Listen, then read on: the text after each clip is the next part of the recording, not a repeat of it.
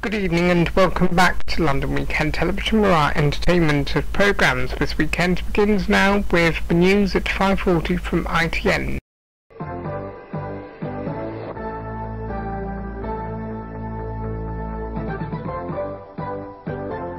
Gorbachev faces the biggest crisis of his political life. The filthy legacy of Ceausescu's industrial revolution. Esso and BP put up the price of a gallon. And FA charges over betting on Swindon Cup tie. Good evening. President Gorbachev is to visit Lithuania next Wednesday in an attempt to solve the biggest crisis of his political life. Lithuanian Communist Party leaders have told him they intend to go ahead with plans to break away from Moscow. Mr. Gorbachev hopes his visit to the troubled Baltic Republic will lead to a compromise. In the Lithuanian capital, Vilnius, there's satisfaction and relief today that Mr. Gorbachev will use neither force nor the law to stop Lithuanian communists breaking with Moscow.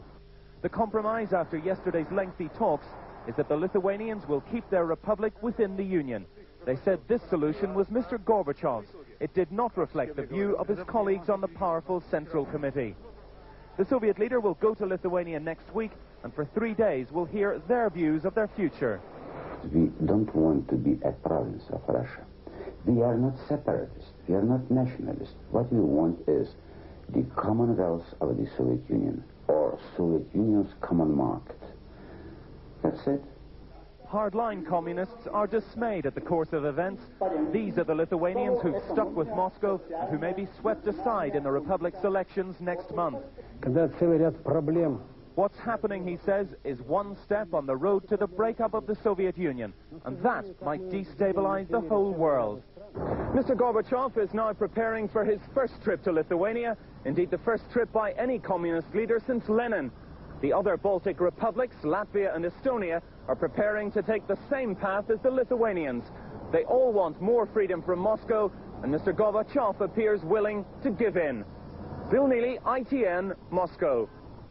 Romania's new opposition parties have accused the country's provisional government of trying to steal their revolution. The National Salvation Front, which includes many former communists, has gone back on its promise not to contest April's free elections. Anti-communist feeling, expressed on the streets days after the revolution, is now more structured in a growing number of pressure groups and political parties trying to prepare their ground.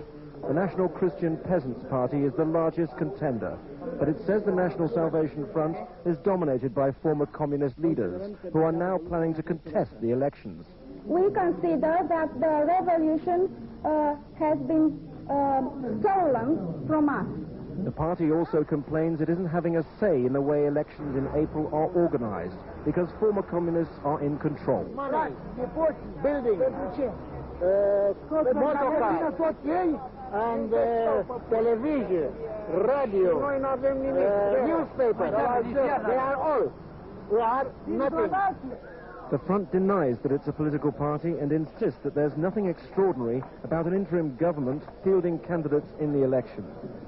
The public, with its hunger for information, does now have access to a free press, and the front promises fair play.